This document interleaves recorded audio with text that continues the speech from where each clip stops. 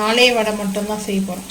5 போட்டேன் போதும் மாவு. இது இன்னொரு நாளைக்கு யூஸ் பண்ணிக்க வேண்டியதுதான். எனக்கு வந்து உளுத்த வடை வந்து கொடுக்கும். ஸோ அதனால் உளுத்த வடை கூடவே வந்து பார்த்திங்கன்னா மசாலா வடையை அப்படியே தட்டி போட்டுடலாம். பரவாயில்ல, இன்னொன்று ஆயிடுச்சு. டைம் ஆகுது, பசிக்குது. கேப் இருக்குது இல்லை, ஏன்னா காலியாக இருக்கக்கூடாது. அது வந்து பார்த்திங்கன்னா ஃபுல்லாக இருந்துச்சுன்னா கரெக்டாக குக் ஆகிடும் எல்லாமே. போதும், கொஞ்சம் மூணோட அப்புறம் பார்த்துக்கலாம் எடுத்துட்டு.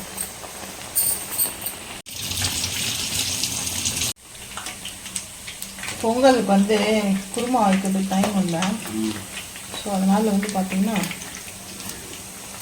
சட்னி, இந்த கார சட்னி வந்து அவ்வளோ டேஸ்ட்டு சூப்பராக இருக்கும். இப்போது செய்ய போகிறேன், அதுதான் செய்ய போகிறோம். இப்போ வந்து பார்த்தீங்கன்னா புதினா நைட்டு வந்து வதக்கி வச்சுட்டோம். ஏன்னா வாஷ் பண்ணிட்டோன்னா புதினா வந்து பார்த்தீங்கன்னா வீணாக கெட்டு போயிடும். தண்ணியில் வாஷ் பண்ண அடுத்த நிமிஷமே ஃபில்டர் பண்ணிட்டு நம்ம வந்து அரைச்சிடணும்.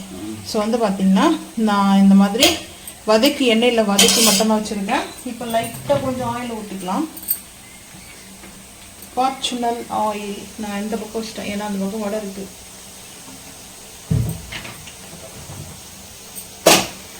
என்ன செய்யறது? அது என்னது? புதினா புதினா புதினாக்கு வந்து உளுத்தம்பருப்பு கொஞ்சம் ரோஸ்ட் பண்ணிக்கலாம். ஏன்னா இந்த பக்கம் வந்து பார்த்தீங்கன்னா எனக்கு இது இருக்குது, வடை இருக்குது. ஸோ அதனால் வடை எடுத்து இந்த பக்கம் வச்சிடலாம், பெஸ்ட்டாக இருக்கும். ஏன்னா எனக்கு வந்து இந்த அடுப்பு தாண்டி வந்து அவங்க வேலை பார்க்க முடியல. ஸோ அதனால் இந்த பக்கம் பார்த்துட்டு இதை திருப்பி விட்டுடலாம். அப்படி இது எடுக்கிறதுக்கு கொஞ்சம் ஈஸியாக இருக்குது. பல்ட்டா திருப்பி விடுறதுக்கு ஈஸியாக இருக்கும். ஸோ டைம் ஆச்சு வச்சிட்டோம்னா கடலைப்பருப்பு உளுந்தம் பருப்பு ஒரு 2 டேஸ்க்கு அப்படி நம்மளுக்கு வரும். ஃபஸ்ட்டு இதை எடுத்து வச்சு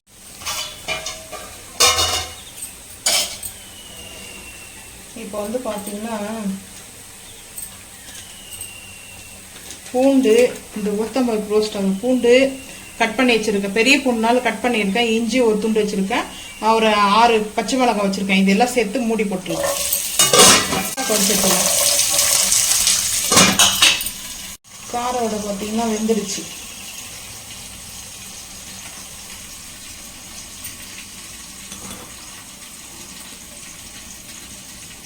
ஏன்னா இது வந்து சீக்கிரமாக வந்துருச்சு. அது வந்து உளுத்த வடை பார்த்தீங்கன்னா சைஸ் கொஞ்சம் பெரிய சைஸ், கொஞ்சம் திக்னஸாக போட்டிருக்கேன். ஸோ அதனால தான்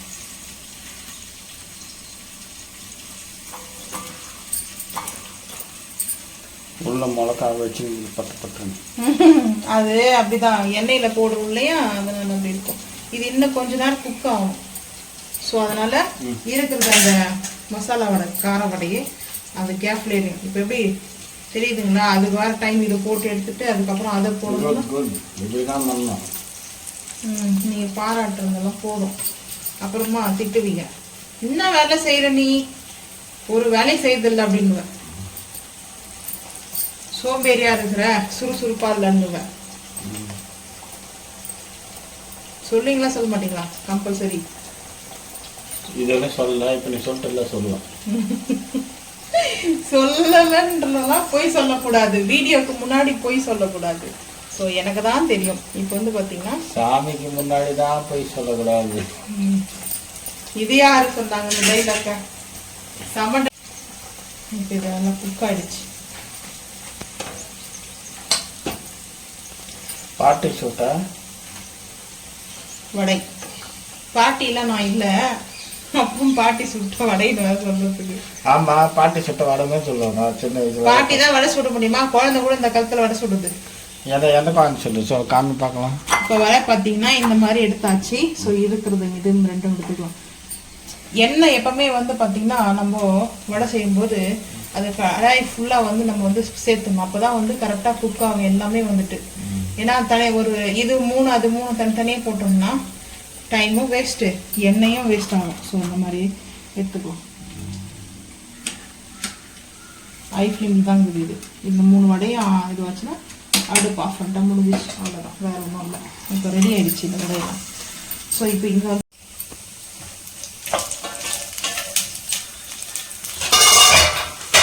இது கூட திரும்ப நான் அந்த புதினாவை லைட்டாக இது பண்ணிக்கலாம்.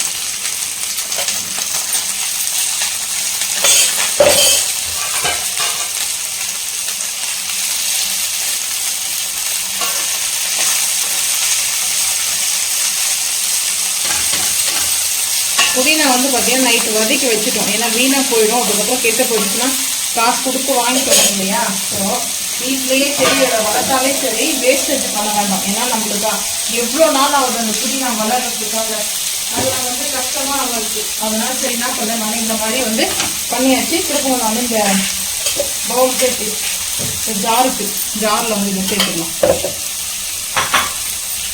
இவ்வளோ வடை திருப்பிடலாம். ஒரு பக்கம் நல்லா குக் ஆகிடுச்சு வடை, மசாலா வடை. ஸோ இப்போ வந்து பார்த்திங்கன்னா அடுப்பு ஆஃப் பண்ணிவிட்டு நான் இந்த பிளேட்டுக்கு வந்து சேர்த்துலாமே. ஏன்னா ஆறுனதுக்கப்புறம் வந்து பார்த்திங்கன்னா சால்ட்டு புளி வைக்கணும். புளியும் சால்ட்டு வச்சா சரியாக போயிடும். இன்றைக்கி கொஞ்சம் காரம் கம்மி தான், ஏன்னா பச்சை மிளகாய் முடிஞ்சிச்சு. ஸோ அதனால் கம்மி காரம். புதினா சட்னி நாங்கள் இப்படி தான் வந்து அரைப்போம். தேங்காய் போடுறதுனால நல்லா டேஸ்ட்டாக இருக்கும். இப்போ வந்து பார்த்திங்கன்னா பொங்கல் செஞ்சு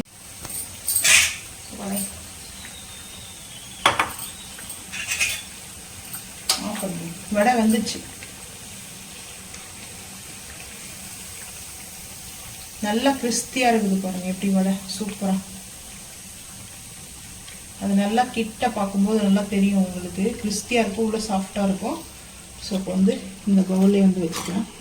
பொங்கல் செய்யணும். பொங்கல் செஞ்சுட்டு கார சட்னி. ஏன்னா குருமாலாம் எதுவும் வைக்கல, ஏன்னா சண்டே வேறு. இது லஞ்சுக்கு அப்புறம் தான் பிளான் பண்ணணும். எப்போவுமே நான் சண்டே வந்து பார்த்திங்கன்னா மார்னிங்கே வந்து நான்வெஜ் வந்து வாங்கிட்டு வந்து எப்போது ஒரு சில டைம் மட்டும் தான் நாங்கள் அது மாதிரி வாங்குவோம். ஸோ வடை வந்து செஞ்சு ரெடி ஆகிடுச்சு. இப்போ வந்து பொங்கல் செய்யறதுக்கு வந்து பார்த்திங்கன்னா ரெடி பண்ணிக்கலாம். எப்போவுமே பொங்கல் வந்து நான் பட்டரில் தான் செய்வேன். தாளிப்பு வேணும்னா எல்லா டைம் வந்து தாளிக்க மாட்டேன். தாளிக்கணும்னு நினைக்கும் போது வந்து பார்த்தீங்கன்னா கீ ஆட் பண்ணிக்குவேன். குக்கர் ஹீட்டாக இருக்குது. இப்போ வந்து சிம் பண்ணிடலாம். ஏன்னா சிம் பண்ணிட்டா மட்டும்தான் வந்து கரெக்டாக இருக்கும் நமக்கு. எது வேணும்னாந்து போதும் பட்டர், அவ்வளோதான். நான் வந்து ஒரு 1.5 ஸ்பூனுக்கு வந்து எடுத்துருக்கேன் பட்டர்.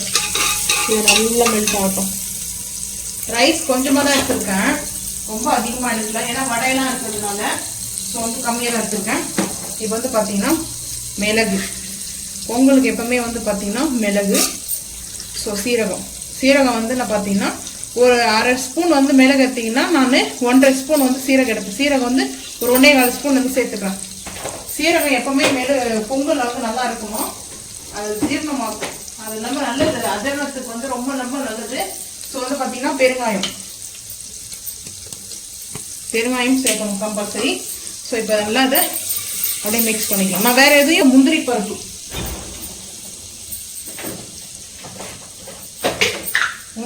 சும்மா கொஞ்சம் தான் போடுறேன், அதிகமாக போடல. ஒரு 10 முந்திரி பருப்பு சேர்த்துக்கிறேன். முழு பருப்பு வந்தால் ஒரு 5 சேர்த்துக்குங்க. நான் வந்து சின்ன சின்னதாக உடச்சி வச்சுருக்கிறதுனால இந்த மாதிரி சேர்த்துக்கிறேன். அன்றைக்கி நம்ம ஃபுட்டு வந்து கொடுத்தோம் இல்லையா, அவங்களுக்கு இந்த மாதிரி தான் வந்து நம்ம செஞ்சோம். ஆனால் முந்திரி கொஞ்சம் கூட சேர்த்தணும். அதில் பட்டர் மட்டும் ஒரு 1/4 கிலோக்கு மேலே போட்டாச்சு அன்னைக்கு, ஏன்னா பொங்கல் அதிகம் இல்லையா. ஸோ அதனால் அரிசி வாஷ் பண்ணி எடுத்துகிட்டு வந்துடும். வாஷ் பண்ணி எடுத்துகிட்டு வந்திருக்கேன். கலக்கெல்லாம் வந்து தண்ணி அடிக்கும். ஸோ அதனால தான் நான் இந்த மாதிரி குக்கர் வந்து எடுத்துருக்கேன். சின்ன குக்கரே ஒரு பெரிய டம்ளரில் அளவுக்கு வந்து தண்ணி வச்சுருக்கேன். ஸோ வந்து பார்த்தீங்கன்னா நல்லா இதை மிக்ஸ் பண்ணிக்கலாம். பட்டர் எதுக்காக போகிறோம்னா, கல்யாணத்துலேயோ இல்லை ஹோட்டல்லையோ வந்து பார்த்தீங்கன்னா டால்டா சேர்ப்பாங்க. அது வந்து டால்டா எதுக்காக சேர்க்குறாங்கன்னா அந்த ரைஸும் அந்த பருப்பு ரொம்ப சாஃப்ட் ஆகிடும். ஸோ இப்போ வந்து பார்த்தீங்கன்னா கல் உப்பு வந்து ஆட் பண்ணிக்கலாம். உப்பு சேர்க்கணும் கம்பல்சரி பொங்கலில். ஃபஸ்ட்டு பொங்கல் டேஸ்ட் பண்ணும்போது பார்த்தீங்கன்னா உப்பு இருக்கணும். ஸோ அதனால் உப்பு சேர்த்தாச்சு. இப்போ ஒரு மிக்ஸ் பண்ணிக்கலாம். உப்பு போட்டு மிக்ஸ் பண்ணியாச்சு. இப்போ வந்து 2 விசில் வரட்டும், மூடி போட்டுடலாம்.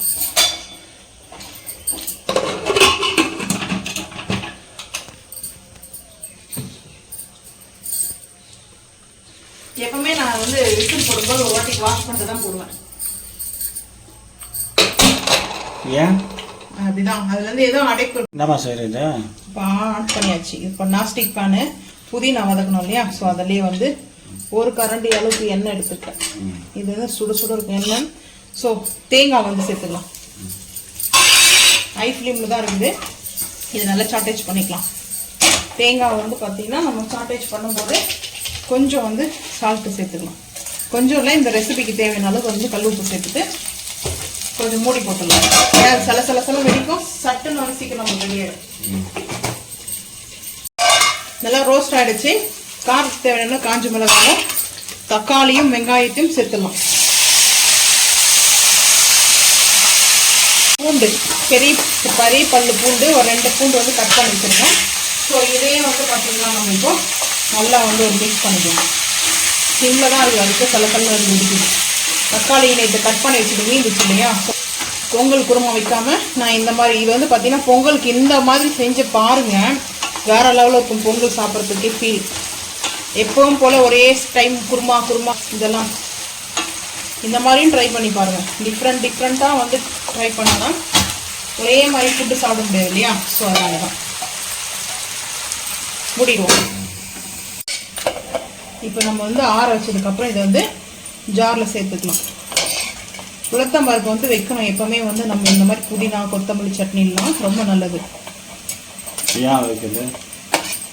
உளுத்தம் பருப்பு வந்து ஹெல்த்துக்கு நல்லது. ஸோ அதனால இல்லாமல் ஒரு டேஸ்ட் ஒன்று கொடுக்கும். இந்த மாதிரி வதக்கல் சட்னிக்கெலாம் வந்து பார்த்தீங்கன்னா ரொம்ப டேஸ்ட் அல்டிமேட்டாக இருக்கும். ஸோ அதனால தான் வந்து பார்த்தீங்கன்னா அதுக்கப்புறம் ஒரு பெரிய நெல்லிக்காய் சைஸில் வந்து புளி எடுத்து வச்சுருக்கேன். அதுக்கப்புறம் வந்து பார்த்தீங்கன்னா உப்பு சேர்த்துக்கலாம். உப்பு வந்து பார்த்தீங்கன்னா தேவையானது. இப்போ வந்து பார்த்தீங்கன்னா கரெக்டாக இருக்கும் உப்பு நம்ம வைக்கிறது. ஃபஸ்ட்டே போட்டோம்னா நம்மளுக்கு கம்மியாக வந்து அதிகமாக தெரியும் உப்பு வந்து பார்த்தீங்கன்னா. ஏன்னா புதினாலாம் வதங்க ஆரம்பிச்சுன்னா கம்மியாக இருக்கும்.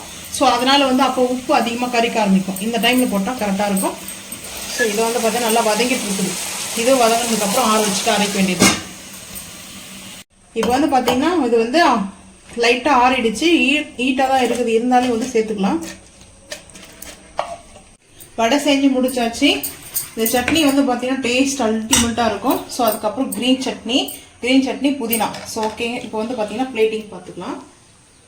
சண்டே ஸ்பெஷல் பாருங்க, வெஜ் தான். ஆனால் வெஜ்லேயே வந்து பார்த்தீங்கன்னா டேஸ்ட் அல்டிமேட்டாக வந்து சாப்பிட்லாம். ஸோ வந்து பார்த்தீங்கன்னா பொங்கல், பட்டர் பொங்கல். வாவ், சூப்பராக இருக்கு. இப்போ க்ரீன் சட்னி,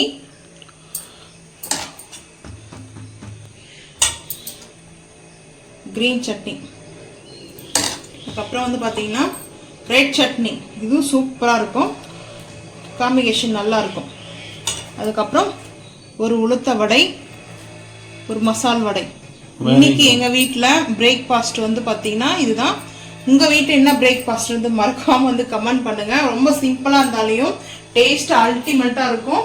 ஸோ நீங்களும் இதே மாதிரி வந்து பார்த்தீங்கன்னா பிரேக்ஃபாஸ்ட்டை செய்யுங்க. ஹெல்த்தியான பிரேக்ஃபாஸ்ட் செஞ்சு ஃபேமிலி ஷேர் பண்ணும்போது ஹாப்பியாக இருக்கும். இந்த வீடியோ பிடிச்சா லைக் பண்ணுங்கள், ஷேர் பண்ணுங்கள், சப்ஸ்கிரைப் பண்ணுங்கள், பெல் ஐக்கான் வந்து கிளிக் பண்ணுங்கள். மறக்காம நம்ம சேனல் வந்து ஃபாலோ பண்ணுங்கள். அப்போ தான் நம்ம போகிற வீடியோ உங்களுக்கு நோட்டிஃபிகேஷனாக வரும். தேங்க்யூ.